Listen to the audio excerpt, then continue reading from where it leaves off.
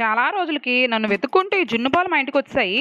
నేను వెతికితే దొరికినది కాదు, నన్ను వెతుక్కుంటూ వచ్చినవి కాబట్టి చాలా జాగ్రత్తగా జున్ను పాలను అయితే జున్ను చేస్తాను. మనం తినాలనుకున్నప్పుడు అవి దొరకవు, అవి దొరికినప్పుడు దాన్ని డిసప్పాయింట్ చేయకూడదు. అసలు అప్పుడే తీసిన పాలు కాబట్టి అర లీటర్కి అర లీటర్ నార్మల్ పాలు కలపచ్చు అంట. మిరియాలు యాలకులతో పాటు కొంచెం బెల్లాన్ని జత చేసి పొయ్యి మీదకి ఈ పాలను పంపిస్తే తలతలు మెరిసిపోయిన తెల్లని జున్ను అయితే వచ్చింది. టేస్ట్ చాలా బాగుంది. అది సరే, ఇన్నాళ్ళు నువ్వు ఎక్కడికి వెళ్ళిపోయావు? సంసారం అనే సాగరాన్ని ఈదుతూ, ఉద్యోగాన్ని ఉద్ధరిస్తూ, పిల్లల్ని లాలిస్తూ పాలిస్తూ, బాడీకి బద్ధకాన్ని ఇస్తూ, నా వీడియోల నుండి మీకు కాస్త విముక్తి ప్రసాదిస్తూ, రోజుల తరబడి రెస్ట్ తీసుకొని విరక్తితో మళ్ళీ వీడియోలు మొదలెట్టా.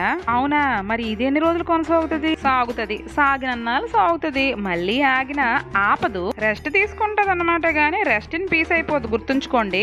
జున్ను తినేయాలనే ఆశతో వేడి వేడిగా ఉప్పేసా. కోపం వచ్చినట్టుంది, ముక్కలైపోయింది. ఎలా అయినా ముక్కలు చేసుకుని తినాలి కదా. ముక్కలైన జున్నుని ముసిముసి నవ్వులు నవ్వుతూ ముచ్చటగా ముగించేసా. వీడియో నచ్చితే లైక్ చేయండి.